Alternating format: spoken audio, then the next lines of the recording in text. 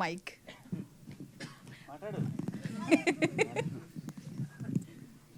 చెప్పండి. So after బిఫోరా 90s తర్వాత, ఈ 90s బయోపిక్ తర్వాత బిఫోర్ ఆఫ్టర్ అన్నట్లుందా నీ లైఫ్? స్టేజ్ మీద చాలా ఏడ్చేవా రోజు?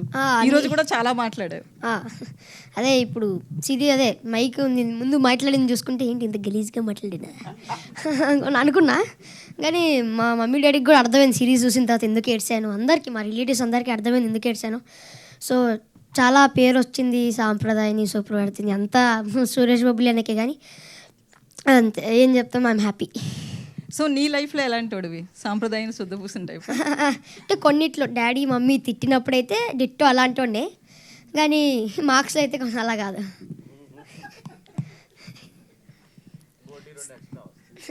అదే కాదు, ఒక 70 ఎక్స్ట్రా. శివాజీ గారు, నెక్స్ట్ దానిలో మీ లవ్ స్టోరీ ఉంటే బాగుంటుందని చెప్పేసి అన్నారు మీరు. నేను అదే అడుగుతున్నా, ఎవడు వింటాడా?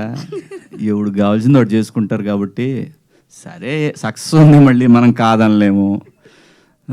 మళ్ళీ బ్లాక్ అండ్ వైట్ పెంచి అన్నీ రోజు రోజుకి నన్ను వెనక తీసిపోతారేమో అని భయం వేస్తుంది, కానీ తప్పదుగా చేద్దాం. అదే మీరు అన్నారు కదా లవ్ స్టోరీ ఉంటే బాగుంటుంది, ప్రీక్వెల్ అయితే బాగుంటుందని ఫీల్ అవుతున్నాను.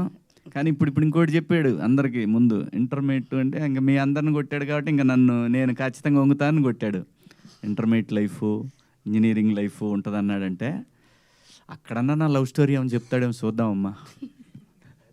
ఫ్లాష్ బ్యాక్ ఉంటుంది కదా, నాకు కూడా ఫ్లాష్ బ్యాక్ ఉంటుంది కదా, దాంట్లో ఏమైనా చెప్తాడేమో, నన్ను ఒక రౌడీలాగా ఏమైనా చూపిస్తాడేమో. అప్పుడు దాకా శుద్ధపూసలాగా ఉన్న నన్ను ఏమన్నా ఫ్లాష్ బ్యాక్లు కూడా పెడతాడేమో చూద్దాం.